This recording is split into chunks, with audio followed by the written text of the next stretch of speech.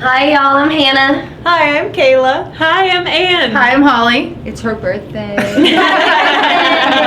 Hi, y'all. I'm Marie, and we are coming to you live from Austin, Texas, because it's Happy Woolly Wednesday! Hey, everyone, happy Wednesday. This is the live fairy crew today. We've been running around crazy, packing tons of orders. Tell us something fun from today so far, y'all. Something fun. Cupcakes. Cupcakes. That's a big one. That's a good one. Yeah. What else? You cut tons of pre-filled. Yeah, I got a lot of pre-felt cut before 10 a.m. We got about 7 yards of pre-felt cut. Holly, you just made something fun. What was it? We did. We have some beautiful new short fiber goodie bags with gorgeous colors. Oh, those are fun. Yeah. Super fun. Yeah, well, we are ready for a fun show today. We are nano felting. But hey, Anna, weren't you going to share something? Yes, we wanted to give a big hug and a big thank you to Iva Dean Anderson in California. She sent us a beautiful, beautiful piece of art for something a little bit new we have coming up. But, Put some little brands in there. there you go. So the fairies were made by, I believe, a class that Aaron taught here in Austin, Butler. And the wreath was made by Iva Dean. It's just a beautiful tree done with lovely locks, and we absolutely love it, Iva Dean. It's gorgeous. Yeah. Can't wait to find it at home. It's got a really nice, strong armature inside, and she said that she was planning to make a whole wall of them and put fairies in them. Oh, fun. And this fairy was from Joyce Hazelrig, and this one was from Aaron Butler. So we put our own fairies in there. Thank you We so love it. much. Yeah, we thank do you, Iva love Dean. it. Thank you, gals. Okay, so let's have a show. We're going to get started. Happy birthday, Holly. Thank you. Good for being here. Fairies even work on their birthday. That's amazing. This is Speedy, who was woken from his nap with our big Happy Woolly Wednesday. So we're going to put him back. And thanks for being here, everyone. We are Living Felt. As we said, we are based in Texas. We have friends all over the world, and we're grateful for every single one of you. You should see them checking in on our live show, saying hi and where they're from. And I hope you'll do that too. And if you're watching the playback on YouTube, there is usually a long version and a short version of this. So you're welcome to hit the fast forward button if you like. This is our live show where we hang out with our friends just about once a week, as often as we can throughout the year. And today we are doing an intro to nano felting. I'm going to explain what that is. We're going to look at some examples, some different ways you can incorporate it into your fiber art. We're going to look at fibers, and we're going to look at fabric. I hope you brought some questions, because I brought a horde of samples, and I'm absolutely willing to let it be a bit organic and let you help drive the conversation. But today's singular topic is nanofelt. So let me say hi to a few people and see who's here. Okay, we're a little bit on a delay with you. There's Connie. Hi, Connie, and our blessings to Shenanigans. We hope that Shenanigans is doing better. There's our friend Sarah Murphy, and there's Nancy Rittenhouse from Arizona. Hi, friends, and all of you who are watching. Thank you so much for being here. If you're watching the playback on YouTube, hey, hit that subscribe button so you get notified every time we post a new video. And for everyone who is watching live, we will take this full broadcast, we'll upload it to YouTube, to our channel under the Woolly Wednesday playlist, so you can watch it back, and then we'll do our best to get a condensed version down so you can strip out the beginning and the end if it makes sense, and break it down for you. So let's see a round of hearts for everyone who has already nano-felted something.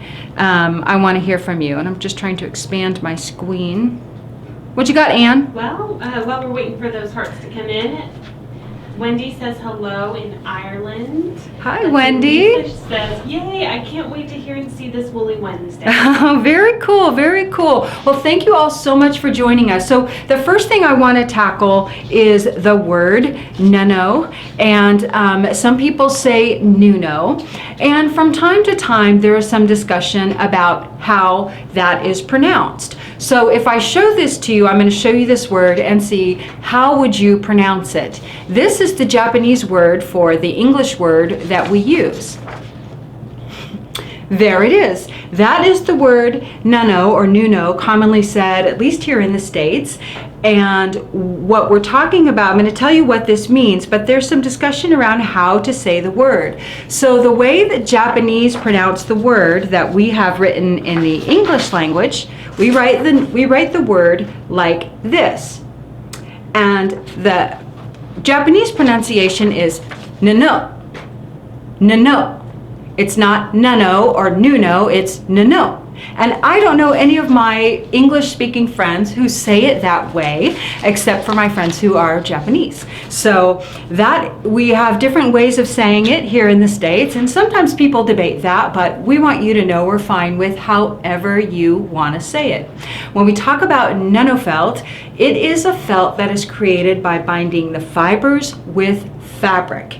And this was polysterling in Australia from Wild Turkey Felters, or Wild Turkey Felt Makers, I think is the name of her studio, is commonly attributed with being the one to discover it, and absolutely she coined the phrase.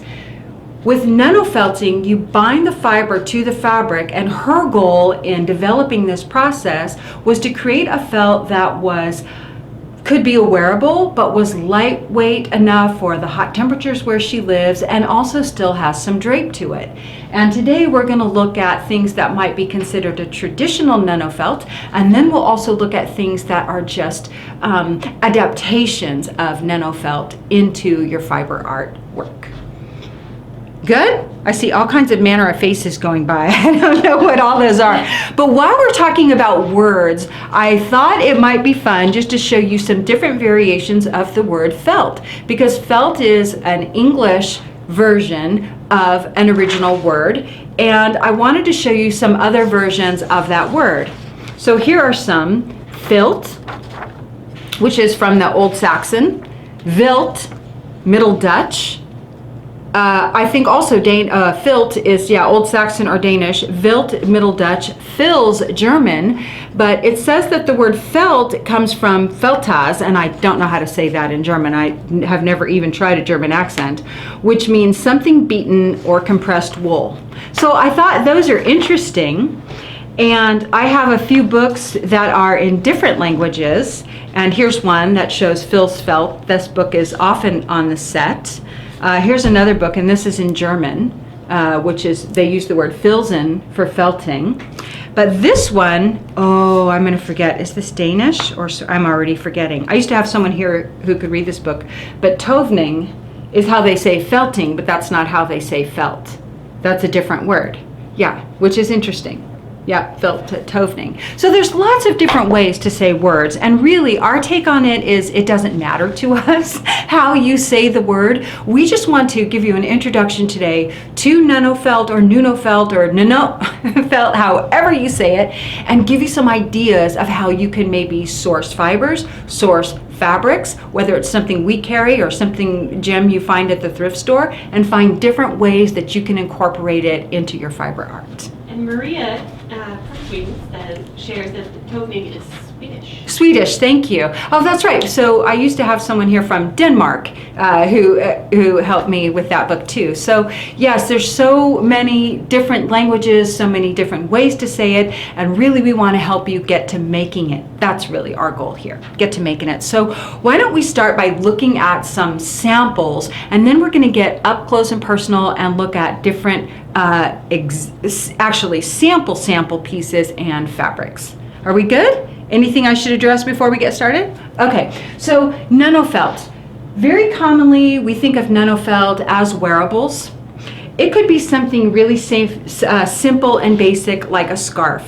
This scarf is from we have a nanofelting a scarf kit. It's absolutely introductory, toe in the water, basic kit for someone who just wants to get started. And this scarf is going on, I want to say 12 or 13 years old. I'd have to look it up, but it's been around a long time. I used to wear it in the winter time, but it's really plain, and the fiber is just applied to one side of fabric. This fabric that I used is a silk gauze. Back in the day, it was just a silk gauze. We'll look at some different weights of fabric from silk to even cotton, and I'll show you how my samples have interacted with the fiber and the different kind of textures you can get. You can get a real sort of semi-flat texture like this, or you can go with something that has a lot of texture, even just using the fiber. So here's an example of another scarf. This one is a little more like a wrap, which I've shared a few times.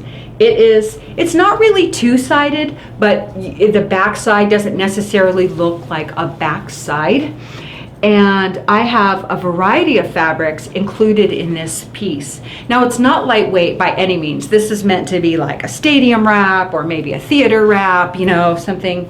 Want to go to a play tonight, Anne? Don't you think this would be like a good theater wrap, like even with just a black dress or something like that? So there's lots of different things you can do with it, but wearables were really where polysterling started, is my understanding, to create wearables. And now we incorporate it into different things. And we'll look at some more wearables together. So here's an example of a little purse. Now this purse, you could make a purse like this with just wool and then some fabric inclusions in the surface design, which is what I've done here. But in this purse, I also used a silk fabric as the lining and actually treated that as an entire layer. When you use fabric as a layer in your nano felts, it acts like at least one or two layers of wool. You can make a nano felt with one layer of wool and the fabric, the base fabric, one layer of wool, and your surface design. And your surface design can include anything. It can include more silk or other fabric inclusions or other types of inclusions. But you can also make a sandwich, which is silk, wool, silk. Or you could do wool, silk, wool. You want your fiber to bind with your fabric. So traditionally, the types of fabric we use have somewhat of an open weave. I have something here that you might not think of. This was a gift from a friend in England who sent me this shawl as a thank you gift. And this is actually a cotton. So I'm going to hold it up really close and we're going to turn down in just a few minutes and look at some of these things. This cotton behaved in a really fun way and had lots and lots of puckering, even though she did not apply any fiber to the back. And we'll get up real close in a second and you can see like it's somewhat of an open weave. It's somewhat, does it kind of show how sheer that is? If I hold it up, I'm going to hold it up to the live camera first. Can you kind of see how open weave that is? Now what we'll commonly get questions is, can I felt blank to blank, this fiber to that fabric? And we are a group of people that is going to constantly encourage you to make a sample. Test, see how you like how it behaves. Is it interesting or boring? You know, do you like how the colors come together in fiber and fabric? So we want you to make little samples before you lay out something really big like this, you know, and spend all day laying it out. So this is really a fun wrap and such a beautiful gift and token from a friend. I appreciate that. There are other ways you can use this idea of incorporating fabric with your wet felting, and this is all a wet felting process. So nano felting is a wet felting process where we bind the fiber to the fabric. And I'm going to show you 3 different versions of this right here. This is just a wall hanging. There's actually a base layer of silk fabric. It's just a silk gauze. Wool on top, and then Kona cotton from India inclusions here. So these were all felted together. I actually used short fiber merino bat on this. I'm pretty sure short fiber merino. And there's silk fabric on top, there's Kona cotton on top. I have big felted cords underneath here and trapped down again by the silk. So there's lots of things you can do with this. So let me show you a couple variations of this just to expand your mind, just to get you thinking about your own projects and how you might utilize fabrics. on the day I made that piece, I also made a little pillowcase. Same idea. It's hard to tell because it's white, but on the inside is silk. Can you see that that's not wool? On the inside, and it might be hard to tell, but look at the texture. Look at the crinkles. Look at the folds. Notice that you don't really see any fiber. You see that? Okay, then on the outside is the same as the one I just showed you. So there's a layer of wool in the middle, but I have silk fabrics out here because I wanted to create a bunch of texture. And then this is a cone of cotton that I included because I liked, it's an indigo dyed and printed fabric, and I wanted that texture included. So there's that, there's a wall hanging, and then some of you might remember, and I showed this, it's rough, but it's a tunic that I made using the same idea. So there's lots of ways you can take one idea. You can make a wall hanging, you can make a vessel, you could make a pillow, you could make a purse, you could make a hat, and all we want to do is learn how to bind that fabric to your fiber and know how to do it so that it performs the way you want it to. And that's why in 2 weeks from now, we're going to make samples together. And today is an idea generation day, an introduction day to get you thinking about what you might like to make so you can formulate your first tests.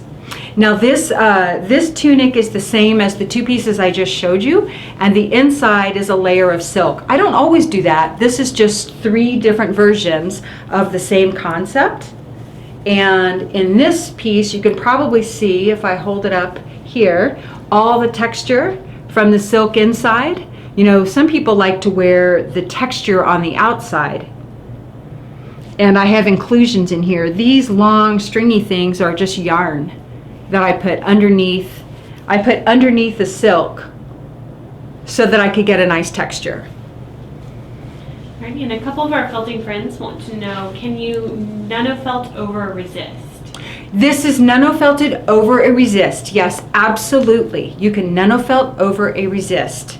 Yes, you can. So my encouragement would be to nano felt first and learn how to wet felt over resist first, and then bring the two together. And when you bring the two together, I would still do it in a testing phase so that you can learn those challenges of bringing your fabric across. And we're going to look at a whole bunch of samples together, but do you want it to have crinkles or no crinkles? And some of that's going to be the fabric you choose, but then some of that's going to be how you treat that fabric in the wet felting process.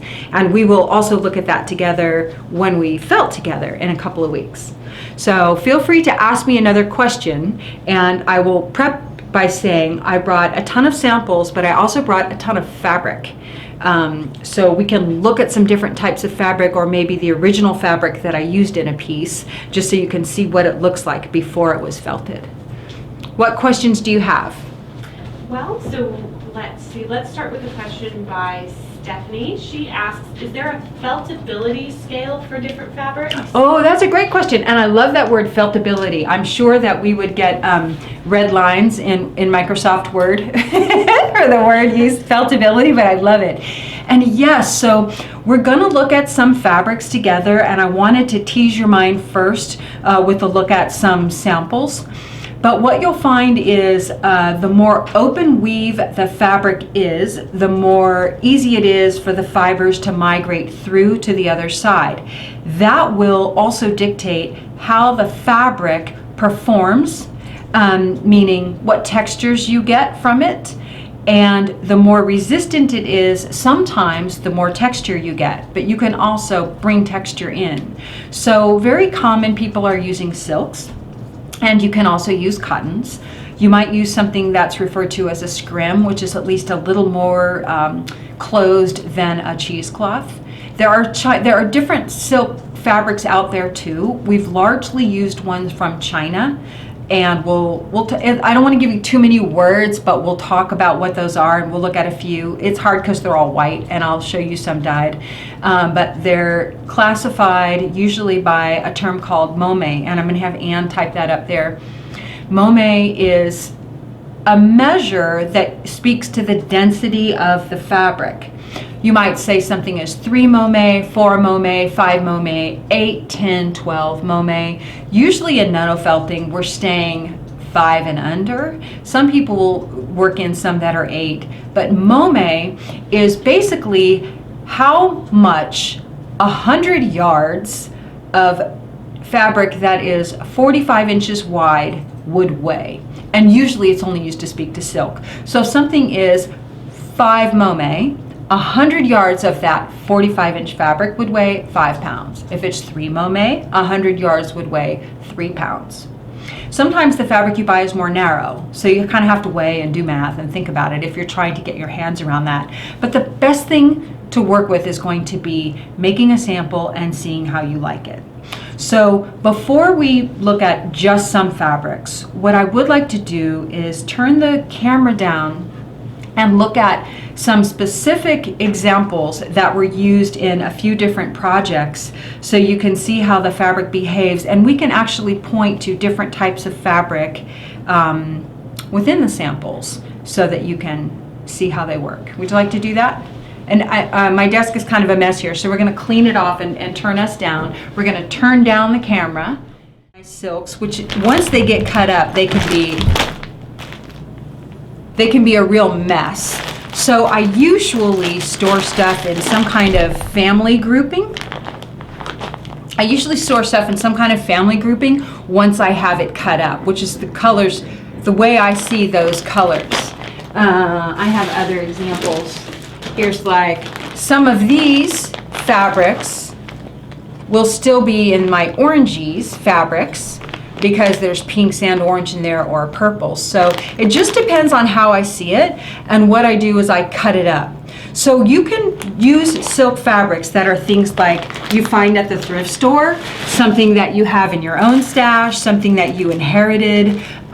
We sell a variety of silks. We sell silks from China and silks from Uzbekistan right now, and we're going to be bringing in a whole line of silks that I've fallen in love with later in the year once we move. But I want to show you some of these fabrics in person so you can kind of see how dense they are, just so we can talk about how you might go about sourcing your own. These are all things that I used in this. Oh, here's one. And more. I know there's more. This too.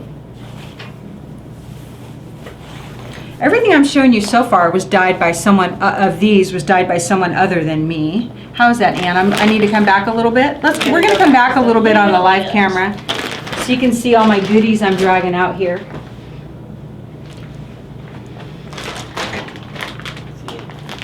Now, usually someone asks, can you felt polyester? Can you felt acrylic? Can you felt something like that? So my answer is going to be most people that I know who nano felt like myself use a silk or a natural fabric.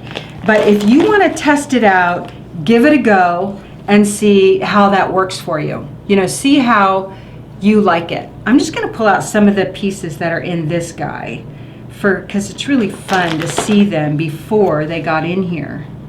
What is this? Here's one. And I think there's one more I want to show you.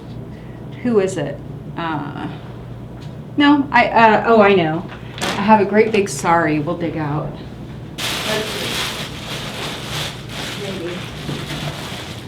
Maybe. Oh, here it is. Okay, here we go. I'm a person who loves texture, and for some people this might just be over the top and way too much. But all of these fabrics that you're looking at here are incorporated into this, my So Boho Gypsy skirt, which is right here. And I'm going to spread this out in a minute. But I want you to look at some of these fabrics, and I'm going to put out the little sample. Before this skirt was made, we made little samples, and I made this last year in Charity Vandermeer's class. Charity is, I think we're going to zoom out again? Yeah. Okay, Ann's going to zoom us out. Sorry, y'all. And I can't read your comments, but I'm going to try. Okay.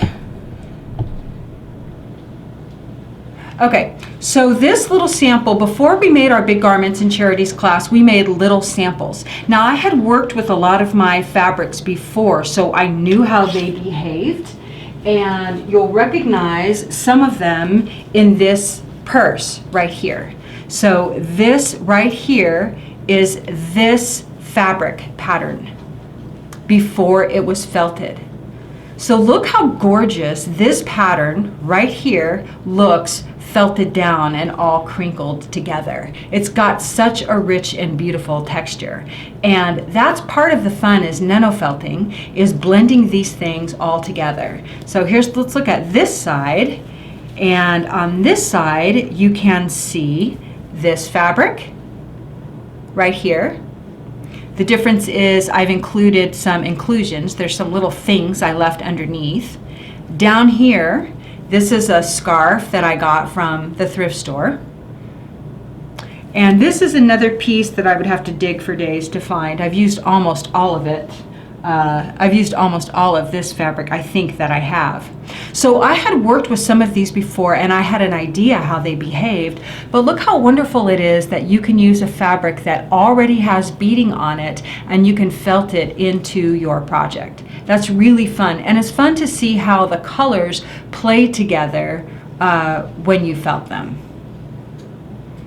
Kat St. Clair says that is so awesome. This is fun, right? And then on the inside of this bag, right here, see all the pink? That's this fabric right here. And this one I got, I think this one I got from a thrift store also, from the thrift store. I loved looking at the thrift store as much as I like dyeing my own silks, and we'll look at some of those together.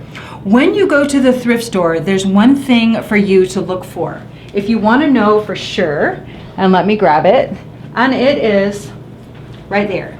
If you want to know you're buying silk, then dig for that label.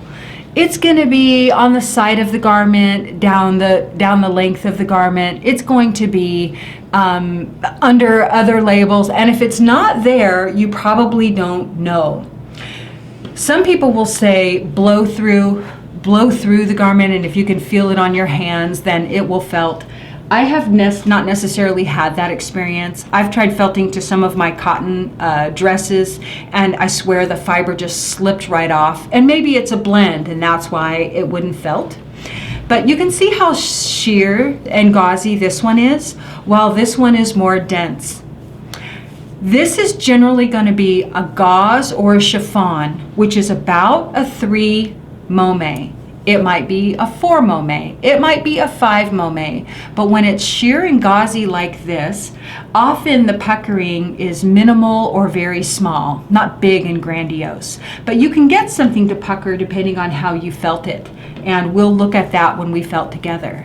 But there is that fabric right there with a piece of yarn stuck underneath. I think it's that one, or it's another very similar one, but this is kind of what a gauze looks like, and this is more what a habitai looks like, is a little more solid. That's not always the case.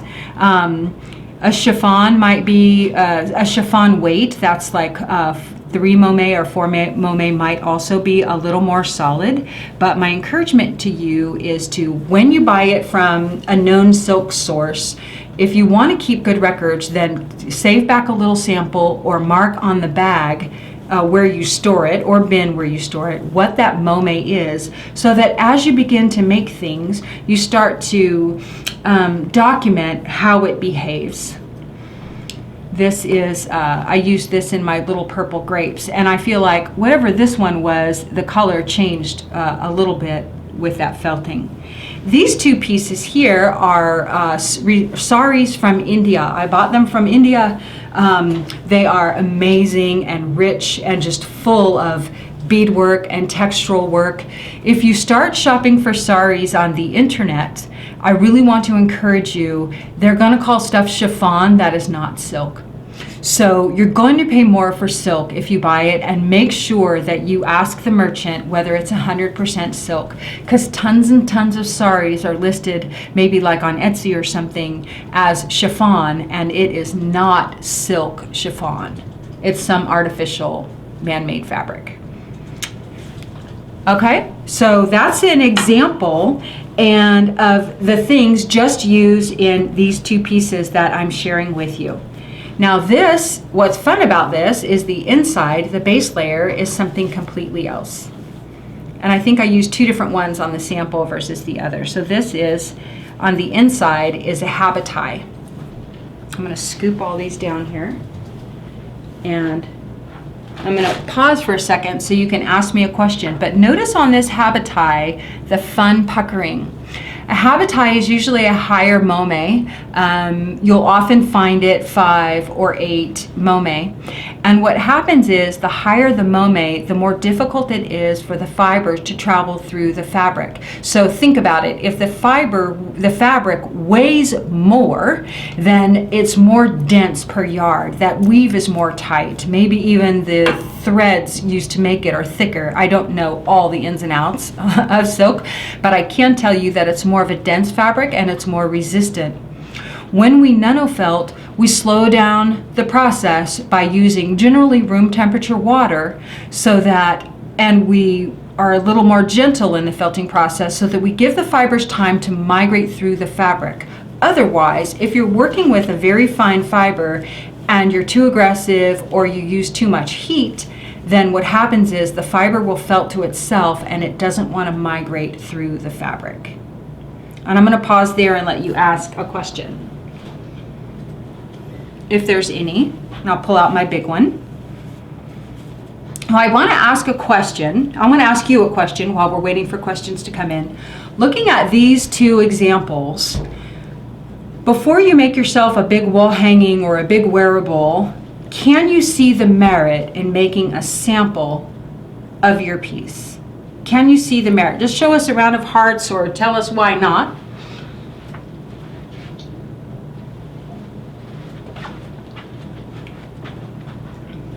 I'm going to see what some people are saying. It's not uncommon when people start felting that they want to jump into some big project. And if things don't work, you know, we'll often ask, how did their test sample come out? And so don't be surprised if you call us and that's what we ask, because we want to support your success. So we want to see you make a test sample before you make the big piece. A lot of hearts coming through. Cool. Okay, so if you can see the merit, that's good. Let's look at some little samples. And if there's any of those fabrics that you want to see, this is one of my favorite silks. We're going to be bringing this in next year. This purple train, we're going to be bringing this in next year. This is a thrift store find. This is one of the sari silks I showed you. This is one of my thrift store finds that I showed you. It's just so fun what you can do when you play with textures and bring fabrics into your work. And we want to help encourage your success. So let's look at a few more samples. Oh, we'll look at the inside of this skirt because there's a lot to look at in there. Yeah. Someone, I cannot find the comment, but someone had asked what is on the inside of the Yeah, skirt. here it is. Okay, so on the inside of my big skirt is, this is, and I'll show you some textured parts. Here we go. This is Margalan silk, and I'm going to slow down for a second and hold it up really close, and I'm going to show you some more samples of Margalan. Margalan silk is from Uzbekistan. In the United States, some people call all different weights of Margalan Margalan. Some people have renamed it into their own custom names. We use the terms Margalan silk to speak of this grade that I'm showing you now, but we also call it rarefied. Some people will call it sparse. And if you look really closely, you can see that it kind of separates and squiggles out a little bit like a cheesecloth, but not quite so much like a cheesecloth. It kind of separates out. This silk is very shiny. I love the sheen. It's incredibly lightweight. And this weight, the Margalan Rarefied, is great for a base layer, and it can also be great for texture. So I'm going to show you some more of that. We only sell it white, and this was hand dyed by me. You can hand dye small amounts like in a microwave, and I think we'll do that again later in the summer. We did it last year, I think, but we'll do it again in the summer so we can kind of play together. But dyeing your own silks is a really fun thing to do, and you always are going to get a really unique color combination to support your project. How are you doing, Anna? Doing really good. A lot of folks are wondering about how soft the inside feels. Oh, well, Anne, you come say it, because I'm biased. I mean, this is my skirt, so what do you think? It feels softer than a lot of fabrics for the clothes that I have at home. And It's real silky. what's interesting about this, when you touch the fabric itself, it sticks to it sticks to your skin almost like a silk hanky, but once you felt it, that's not really the case. It's not. So let's look at some other examples of it. Maybe you can see it a little better. Maybe I should use it on the brown background because it'll kind of pop. So this is more of the rarefied, and we've done our best to kind of show pictures of this on the website. This is a little more like a pre-felt. It's lightly felted. This was dyed yellow. You can see how extreme yellow that is. And here it has been felted with merino top. This is like a neck warmer. What would you call it? A neck warmer. Cowl? Cowl, sorry. No, lost for words. This is a cowl that I made sort of in the sunset colors that I love. Let me just spread it out here. Based on kind of the model of my friend Erin Butler, how she was making them to be turned down. And I love the texture. So the rarefied Uzbek silk, or what we call margalan, is the least expensive. It's the lightest weight, and it also gets the most disorganized when you felt it, and that's what I like about it. When I felt something like this, and I think I shared pictures of this in the group photo album. So our group is called Living Felt Friends. You're welcome to go there, and I think I made a photo album. I'm not sure, but I might have shared the layout of this in a photo album, and I like clustering it all up for fun texture. So it's something to play with.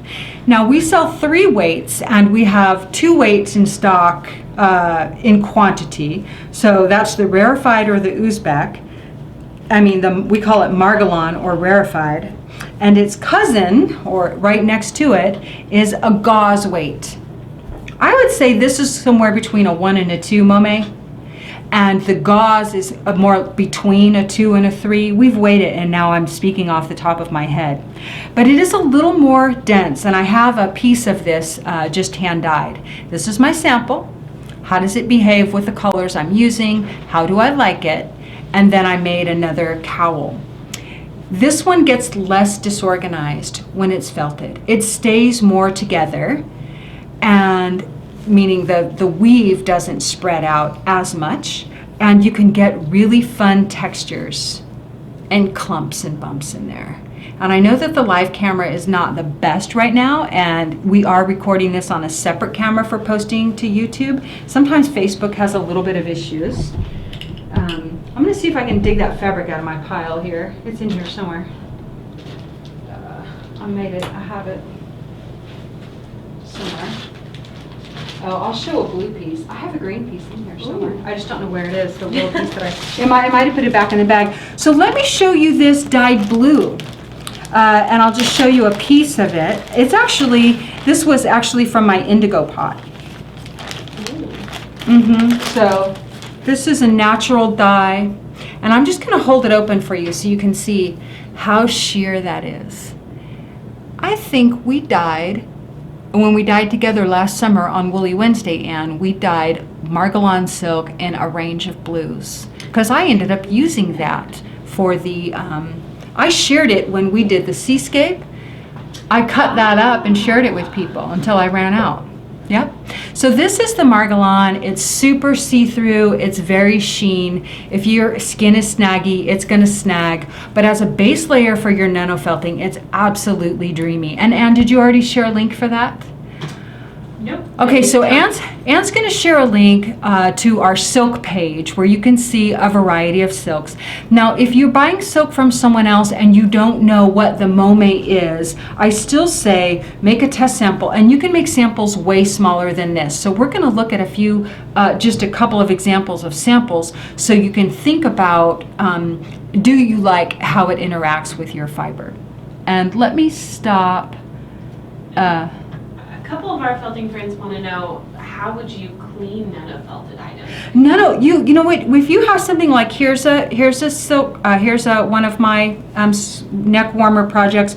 If you want to clean something like this, especially let's say you wore it out and you want to clean the night off of it or whatever, clean it like you would any gentle woolen item. So you might do more of a soak, and I wouldn't use super hot water, but you probably made this with some force and some energy. This is we have a PDF for this, but we also have a free video for one similar that I'll show you. And you would clean it like, I would soak it in water with your soap solution. Now we have Unicorn Wash. It's called Beyond Clean.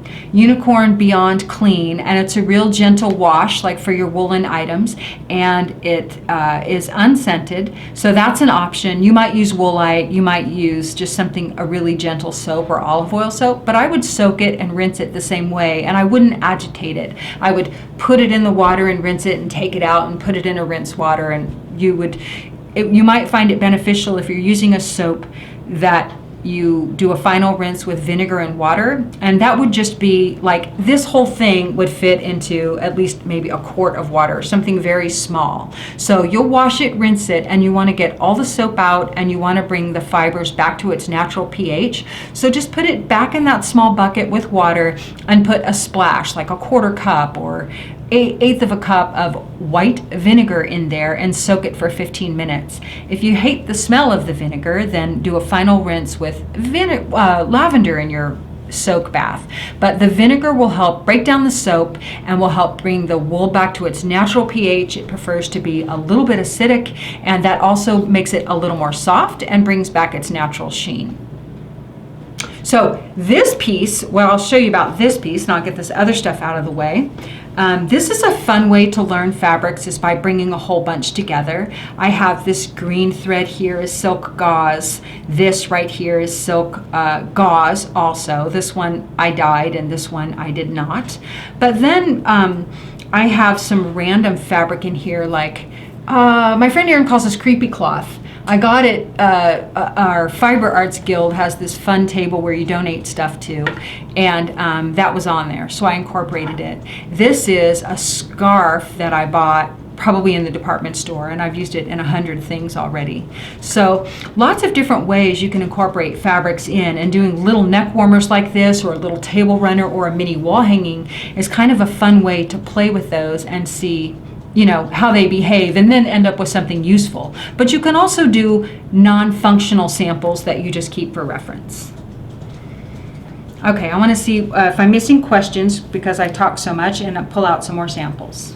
Well, this is a great one from Karen Rutherford. She says, on your website you have both silk gauze, yes, and silk gauze Uzbek. That's right. Okay, that's good. So I brought some. Let me show you that. That was Karen Rutherford said, on our website we have silk gauze and silk gauze Uzbek. So let's look at those two. And I'm going to tell you, firstly, this is silk gauze Uzbek. So there's a sample of that. And I'll put all the rest of these away. And where are my samples? Okay. Here, I brought some. Okay, here's silk gauze and Uzbek silk gauze. So the silk gauze on our website, and Anna's probably sharing a link to that. The silk gauze on our website is from China. That is a 3 mome product. We like it because it's really sheer, and it makes a great base layer for your projects. So does the Uzbek silk. They both do, but they are a little different. The silk from China tends to be a little more orderly. This is the silk gauze from China. It's a wider fabric. It's a little more uniform in the weave, And how you can tell is if you snip it, you can rip the length, and it's going to rip real uniformly for you in a straight line, just like you might do with cotton. It's a 3 momme, I might have already said that.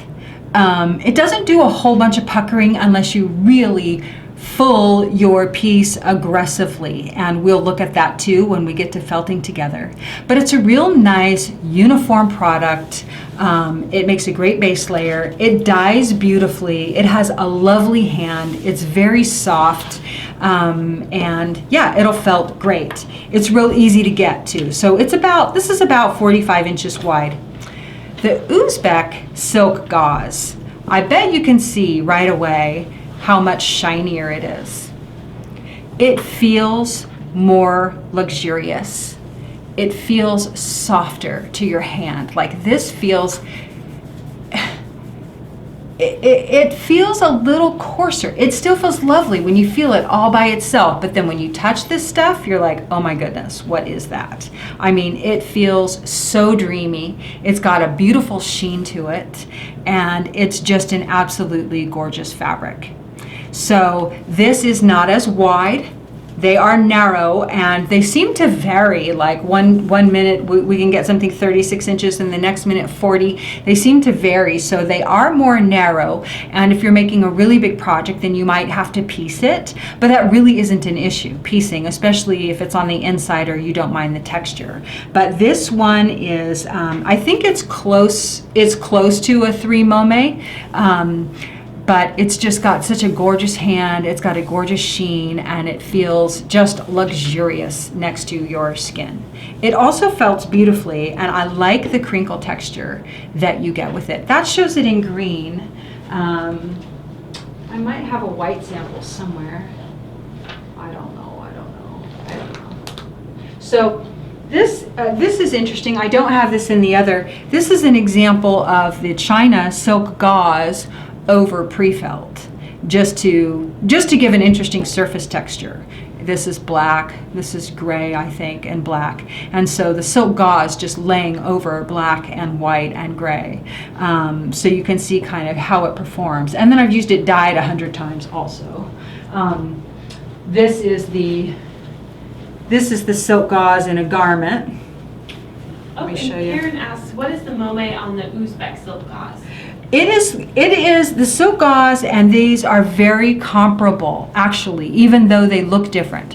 So even though this one is not shiny and this one is, we've calculated it, and I think it's closer to like a 2.5. I think it's a little bit more lightweight, even though it tends to look a little more dense.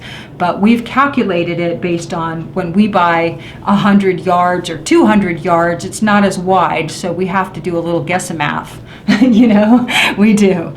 But if you can see how flat, this gauze lays compared to this, part of that is due to the fulling. If I really got aggressive with this piece and let it crinkle up and texture up, you'll get a little more of effect like this. And I know it's hard to see because it's white, but it doesn't, the China gauze doesn't pucker as much as the Uzbek silk does.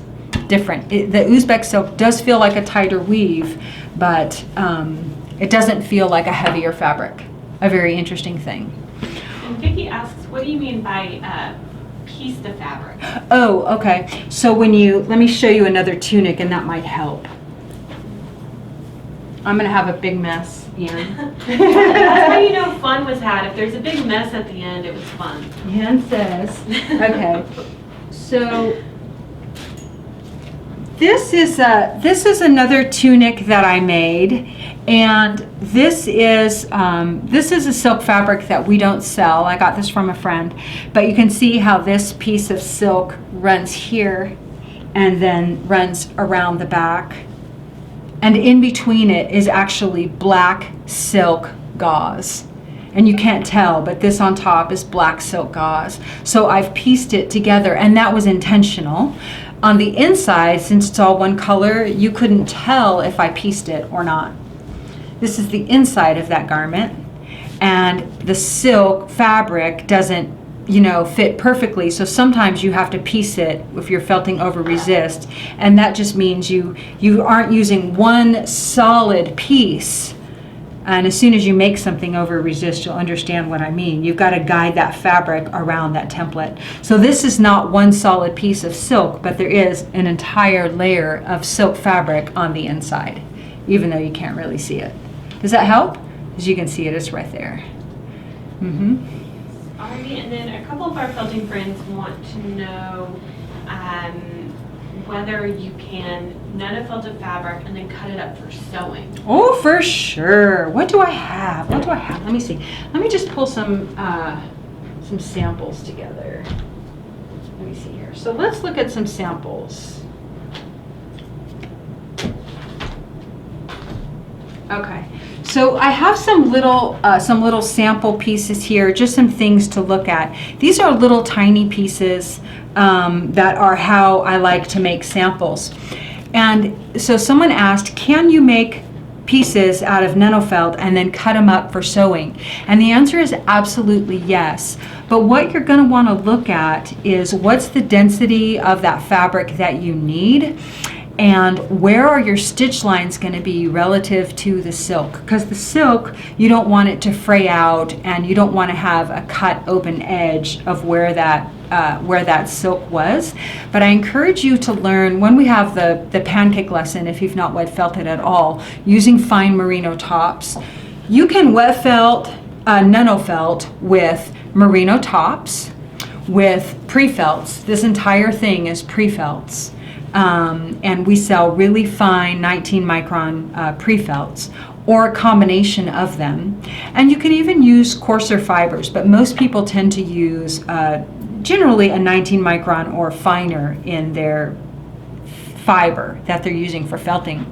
So you can do it, but my encouragement is when you make the piece, you need to make it bigger, because it's going to shrink all kinds of ways depending on that surface design that you're using. And you want to make it bigger than you need to cut for sewing, because first you make a sample, you test the approximate shrinkage, and then when you make the big piece, the shrinkage could vary from that, absolutely. And you need to account for that fabric scrunching in, so that when you cut it and sew whatever you're going to sew, that you have enough fabric to do that. Years ago, and my blog is pretty out of date, but my blog is mariespalding.com, and I shared a bra that I made for Artfelt Austin. I made for Art Bra Austin for the Breast Cancer Resource Center, and I did just that. I made a piece of nanofelt that I then sewed onto an already made bra, and I share some of that process. And boy, I just made it. I mean, it shrunk more than I anticipated, more than 50% in some places, and I anticipated, I think, a 50%. And so you'll want to just, make sure that you can sew the thickness of the item that you're sewing. If that's a lot of repeat, make sure that the thickness works with your sewing machine, but also that you plan for there not to be bare areas of fabric only. And that's what happened in my nanofelt bra. Like, I didn't make a solid dense fabric. In some places I had the silk showing through, and let me show you an example of that. I have it. Bare areas. Sometimes when you nanofelt, some of the beauty sometimes is leaving a little bit of a bare area, so there's no fiber underneath that or underneath here, and you like that texture. So if you work that into a piece that you're trying to felt and then sew, you've got to make sure that these aren't on an area that's going to be sewn, because this won't sew as nicely as the felt will. It might snag up in your machine or whatever. We'll look at this piece because there's a variety of different silks in this piece too. I just want you to kind of see the textures and think about what you might like to play with. Okay, questions? While Anne's looking for some questions, let me show you these little pieces here. This is an example of making a sample to see how do you like the performance of the fabric.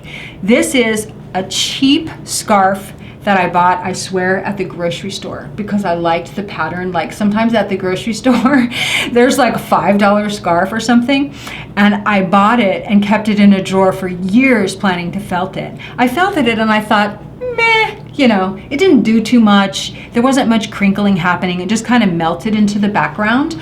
But then I worked it into this piece, this neck warmer here, and I liked it. I thought it added a little something. It wasn't, you know, too much of any one thing, but I knew what it was going to do when I worked it into this neck warmer.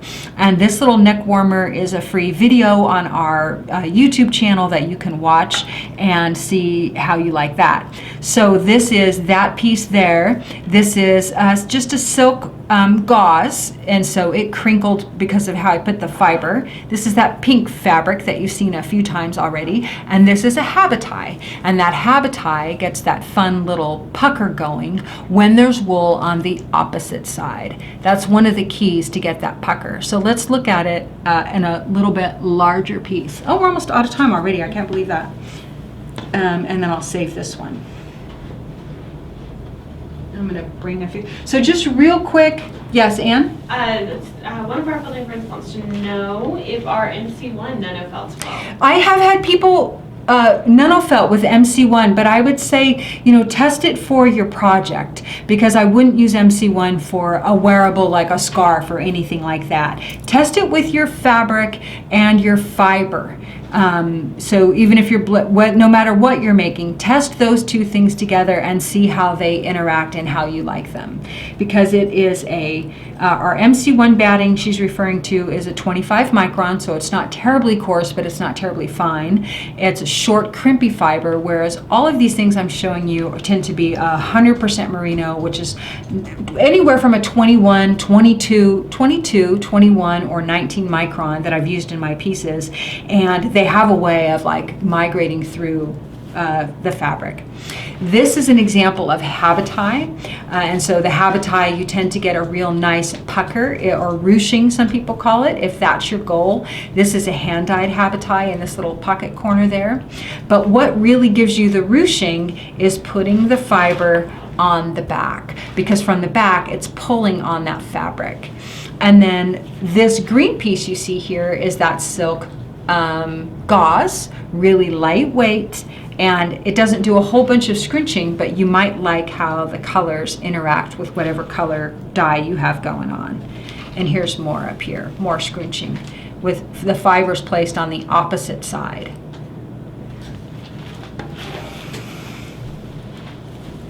One last sample. Do you have another question, Anne? Anything queued up? Okay. One last sample I want to show you, and something just to toss out there is, you know, you can use those fabrics in your felts in lots of different ways. You can use them inside of something that you cut open.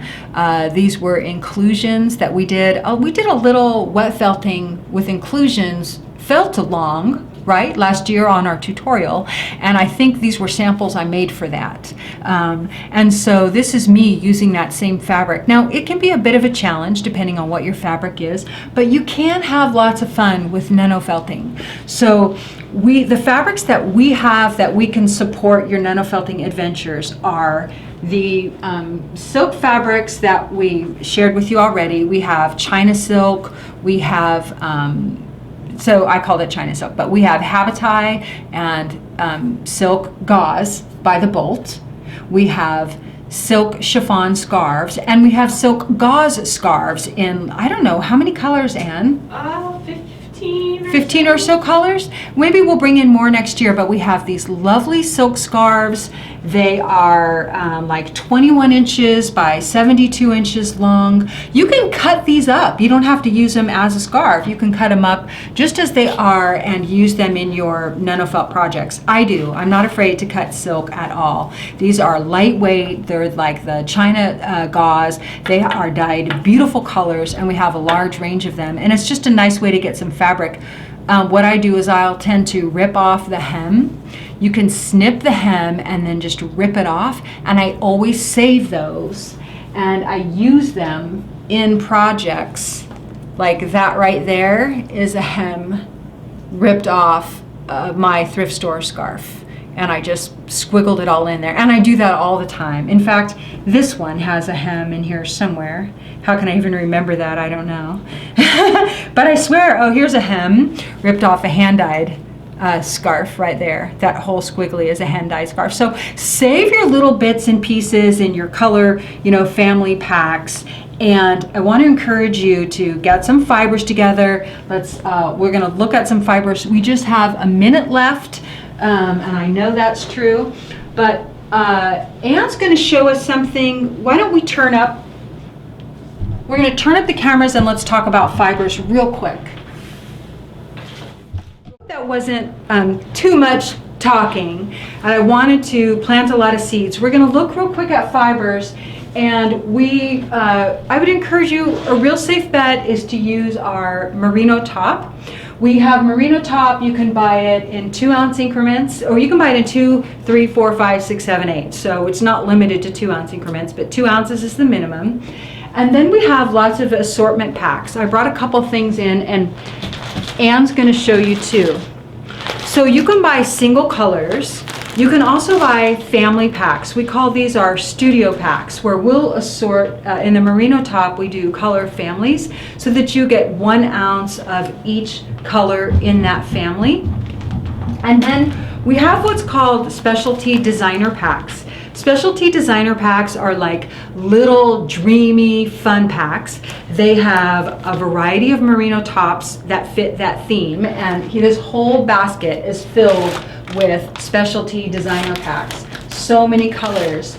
You're going to get merino silk blends. You're usually going to get some bling like tussa silk, maybe some bamboo, usually some Angelina, sari silk waist, nebs, and then sometimes other little treasures that we have around. It might even be bits of pre-felt cut. It's not labeled. It's going to come like this, but on the website, we usually list out those items that are included in the pack. It's just a fun experiment. But Anna's going to show you what our big bundles look like, and she's going to talk you through the beautiful blues bundle real quick. Right? Yay, Anne!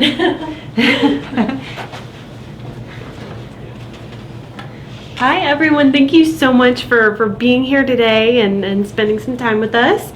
This is, and we lost one. Let's see. It's just so excited to be here, that's what it is.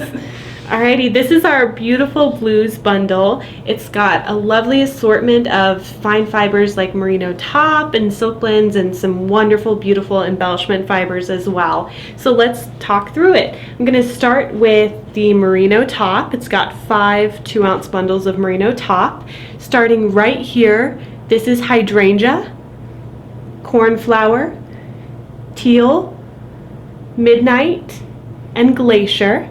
We've got 2 ounces of merino silk blend. The first one is Caribbean.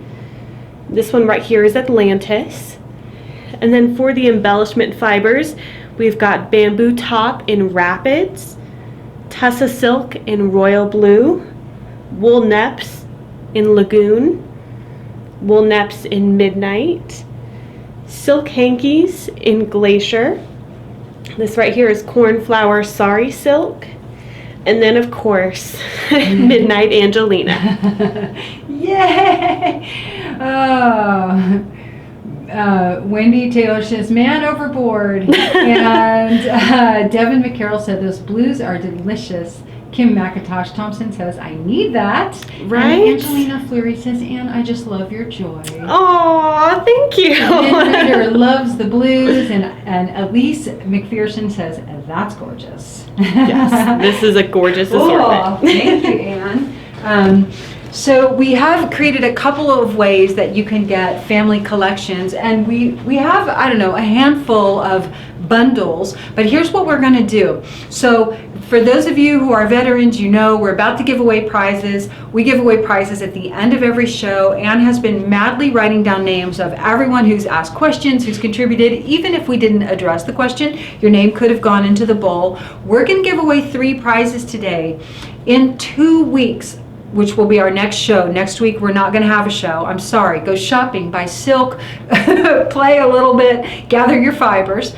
In 2 weeks, we're going to come together and make nano felt samples. Make whatever you want. Think of a small sample. You could choose a few different fabrics in there. Plan to get yourself an ounce or 2 of fiber, a few different varieties of fabric. It could be cheesecloth, it could be scrim from the fabric store, it could be something that we sell, or go to the thrift store and dig through those labels and find something that says 100% silk. In 2 weeks, when we come together and we do our nano felt samples together, we're going to give away a bundle to one person, and you're going to get to make your own bundle. So we're going to give you the recipe of how many of each fiber are in that bundle, and you can either choose one of the bundles we already make, or you can define your own bundle. So that'll be super fun. So mark your calendars 2 weeks from today, and come back to our live show. So we want to say, come up with a dentist appointment if you have to miss work, go in late, stay up late if you're in the UK for all our friends across the pond, and plan to come back in 2 weeks and felt with us. And we're going to give away our normal 2 prizes. We always give away 3. We're going to give away 3 prizes, but one of those is going to be your very own bundle for wet felting. So that's going to be fun. All right, so the fairies are back. We're going to give away some prizes and draw some names. Come on in, birthday girl. Yay, Holly, happy birthday. Thank you. We're all getting close. So everyone, we all like to give away the prizes part. Okay, give us a hand. Okay, somebody draw. This is my job. First, we got Helen Warren. Yay! Oh, what did they win, Ann? Lady Helen, you won a nano felting a scarf kit. Pick any color you want. You can go to our website. We have nano felting a scarf kit. Just search the word nano or NUNO or NUNO on our website and pick out your very own scarf kit. You can email customer service at livingfelt.com or use our contact us page, or give us a call, 877-665-5790. Sherry Barron. Oh, sorry, Cheryl Barron Yoder. Sorry, Cheryl. Let's see. Oh, I think what she won is right behind Caleb. This one? Yes. Oh. Awesome. This is a Merino Top Studio Pack. And again, you can choose whatever color you want. We have, I think, 6 different varieties of those by color family. Super fun and a great place to start bringing colors together. All right, birthday girl, your draw. One more, huh? Mm-hmm. Okay. Sarah Longworth. Yay! Sarah! Ann's got our prize. You won a specialty designer goodie bag. Super fun. We just want to say thank you all so much for playing with us today. We look forward to seeing you in 2 weeks. Be extra, extra good to yourself, because you deserve it, and we love you, and we thank you. Thank you. Bye. Heart for you, everybody. Bye.